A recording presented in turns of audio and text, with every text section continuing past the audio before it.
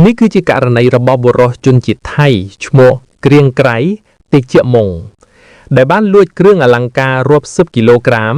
រួមទាំងត្បូងពេជ្រពណ៌ខៀវ Blue Diamond ដ៏មានតម្លៃមិនអាចកាត់ថ្លៃបានព្រឹត្តិការណ៍នេះត្រូវបានគេស្គាល់ថារឿងអាស្រូវត្បូងពេជ្រពណ៌ខៀវ The Blue Diamond Affair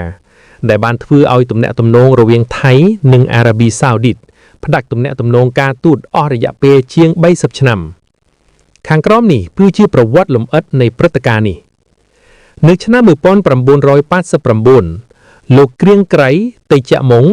គឺជាពលករថៃម្នាក់ដែលធ្វើការជាអ្នកបោកសម្អាតនៅក្នុងវិមានរបស់ព្រះអង្គម្ចាស់ Faisal bin Fahad ក្នុងទីក្រុងរីយ៉ាតប្រទេសអារ៉ាប៊ីសាអូឌីតគ្រៀងក្រៃបានដឹងថាទូសុវត្ថិភាព Safe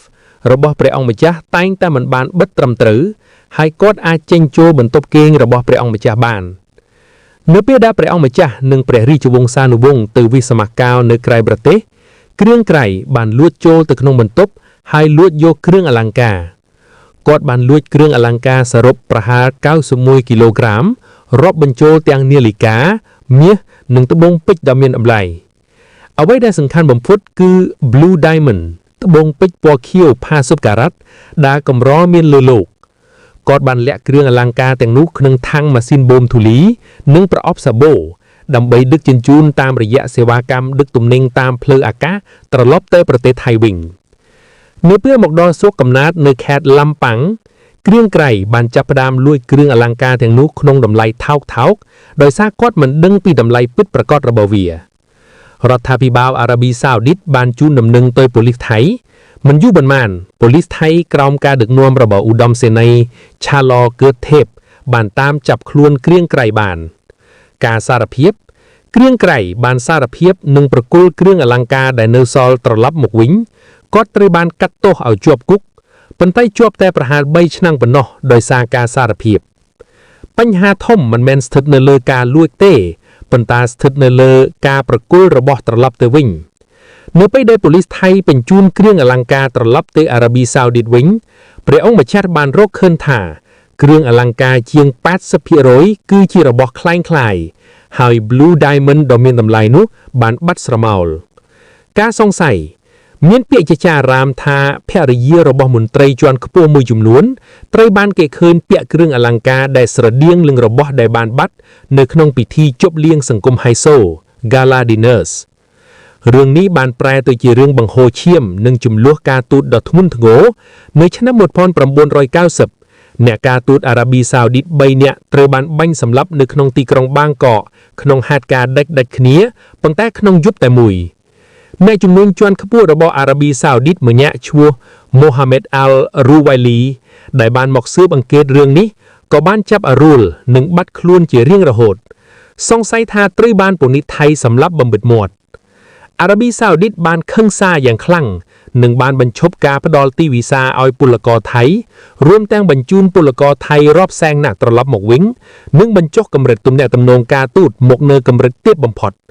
នេះធ្វើឲ្យសេដ្ឋកិច្ចថៃខាតបង់រាប់ពាន់លានដុល្លារគ្រៀងក្រៃតេជៈមុងចៅក្រោយចេញពីគុកជីវិតគាត់ជួបតែរឿងមិនល្អគាត់ជឿថាវាគឺជាបណ្ដាស់នៃត្បូងពេជ្រនោះនៅឆ្នាំ2016គាត់បានសម្រេចចាត់បួសជាសង្ឃដើម្បីលាងបាបកម្មបច្ចុប្បន្នគាត់រស់នៅក្នុងជីវភាពសាមញ្ញនិងក្រីក្រឧត្តមសេនីយ៍ឆាឡគឺថេបប៉ូលីសត្រូវបានចាប់ខ្លួននិងកាត់ទោសប្រហារជីវិតក្រោយមកបន្ធូរទោសដោយសារជាប់ពាក់ព័ន្ធនឹងការសម្លាប់ប្រពន្ធនិងកូនរបស់ជំនួញលួកពិតម្នាក់ដើម្បីបំបិទមាត់នៅរឿងក្តីនេះទំនាក់ទំនងរវាងថៃនិងអារ៉ាប៊ីសាអូឌីតបានជាប់គាំងជាង3ទសវត្សរ៍ទើបតែនៅដើមឆ្នាំ2022នេះទេដែលនាយករដ្ឋមន្ត្រីថៃកាលនោះគឺលោកប្រយុទ្ធច័ន្ទអូចាបានទៅបំពេញទស្សនកិច្ចនៅអារ៉ាប៊ីសាអូឌីតហើយទំនាក់ទំនងការទូតត្រូវបានស្ដារឡើងវិញជាផ្លូវការយ៉ាងណាក៏ដោយ Blue Diamond ត្បូងពេជ្រពណ៌ខៀវនៅតែបាត់ស្រមោលរហូតមកដល់សព្វថ្ងៃនេះរហូតមកដល់បច្ចុប្បន្នមិនមាននរណាម្នាក់ដឹងច្បាស់ 100% ថាត្បូងពេជ្រពណ៌ខៀវ Blue Diamond ដ៏ល្បីល្បាញនោះនៅទីណានោះទេព្រោះវាមិនដែលត្រូវបានរកឃើញមកវិញឡើយប៉ុន្តែមានទ្រឹស្ដីនិងពាក្យចចារអារាម3ធំដែលត្រូវបានគេសង្ស័យនិងនិយាយតគ្នាក្នុងរង្វង់អ្នកស៊ើបអង្កេតនិងអ្នកតាមដានព័ត៌មានហ៊ាម 1. ទ្រឹស្ដីនៃការកែច្នៃនេះគឺជាទ្រឹស្ដីដែលមានហេតុផលបំផុតខាងបច្ចេកទេសការសង្ស័យគេជឿថាដើម្បីកុំឲ្យគេចំណាំបានត្បូងពេជ្រទំហំ50ការ៉ាត់នោះត្រូវបានគេយកទៅកាត់ជាចំណែកតូចៗឬកែច្នៃជារូបរាងថ្មីគោលដៅនៅពេលវាបែកជាត្បូងតូចៗឬមានរូបរាងថ្មីវាអាចត្រូវបានលក់ទៅឈ្មួញក្នុងទីផ្សារងងឹតឬអ្នកប្រមូលទិញ private collectors នៅជុំវិញពិភពលោកយ៉ាងងាយស្រួលដោយមិនមាននរណាចាប់អារម្មណ៍ថាវាជាត្បូងដែលលួចមក 2. ទ្រឹស្ដីភរិយាមន្ត្រីជាន់ខ្ពស់នេះគឺជាពាក្យចចាមអារាមដ៏រសាពាក្យបំផុតនៅក្នុងសង្គមថៃកាលពីទសវត្សរ៍ឆ្នាំ90រូបភាពអតិកំបាំងបន្ទាប់ពីការបង្ក្រាបចៅត្រមមានរញ៉េរញ៉ៃមានសេចក្តីរាយការណ៍ថាអ្នកការសែតបានប្រទះឃើញភរិយារបស់មន្ត្រីជាន់ខ្ពស់និងភរិយារបស់ឧត្តមសេនីយ៍ប៉ូលីសមួយចំនួនពាក់គ្រឿងអលង្ការពេជ្រដែលមានរូបរាងស្រដៀងខ្លាំងនិងគ្រឿងអលង្ការដែលបានបាត់នៅក្នុងពិធីជប់លៀងសង្គមហៃសូ Gala Dinners ការបាត់បង់នៃភ័ស្តុតាងបន្ទាប់ពីមានការចុះផ្សាយនិងការសង្ស័យពីអារ៉ាប៊ីសាអូឌីតរូបភាពទាំងនោះបានបាត់ទៅវិញហើយស្ត្រីទាំងនោះលែងហ៊ានពាក់គ្រឿងអលង្ការទាំងនោះជាសាធារណៈទៀតហើយនេះនាំឲ្យគេសង្ស័យថាត្បូងពេជ្រអាចនឹងកំពុងស្ថិតនៅក្នុងដៃរបស់គ្រួសារអ្នកមានអំណាចណាមួយក្នុងប្រទេសថៃរហូតមកដល់សព្វថ្ងៃនេះ 3. ទ្រឹស្ដីអ្នកមានឥទ្ធិពលទ្រឹស្ដីនេះផ្សារភ្ជាប់ទៅនឹងអំពើពុករលួសនៅជួរមន្ត្រីប៉ូលីសដែលកាន់សំណុំរឿងនេះការបញ្វែរទិសដៅគេសង្ស័យថាប៉ូលីសមួយក្រុមដែលបានដកយកត្បូងពីលោកគ្រៀងក្រៃមិនបានបញ្ជូនវាទៅរដ្ឋាភិបាលទាំងអស់នោះទេប៉ុន្តែបានលួចទុកត្បូងល្អៗរួមទាំង Blue Diamond ហើយប្រគល់របស់คล้ายៗទៅវិញម្ចាស់ថ្មី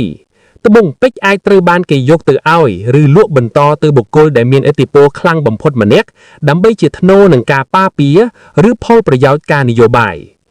4. ទ្រឹស្ដីបណ្ដាស់ទោះបីជាមិនមែនជាទីតាំងជាក់ស្ដែងក៏ដោយប្រជាជនថៃជាច្រើនជឿថាត្បូងពេជ្រនេះមានអតិកំបាំងផ្លូវងងឹត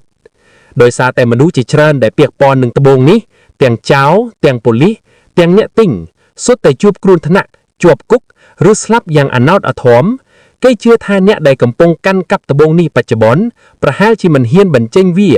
ឬប្រហែលជាបានបោះចោលឬកប់ទុកនៅកន្លែងណាមួយដើម្បីបញ្ចប់បណ្ដានេះសរុបមកជាផ្លូវការរដ្ឋាភិបាលអារ៉ាប៊ីសាអូឌីតនិងរដ្ឋាភិបាលថៃបានបញ្ចប់ចំនួនការទូតហើយនៅឆ្នាំ2022ដើម្បីផលប្រយោជន៍សេដ្ឋកិច្ច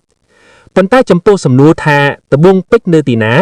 គឺត្រមាមតែបាត់បង់ក្នុងប្រវត្តិសាស្ត្រជារៀងរហូតព្រោះវានឹងក្លាយទៅជាបញ្ហាការទូតដ៏ធំម្ដងទៀតបើវាបង្ហាញខ្លួនមកលើក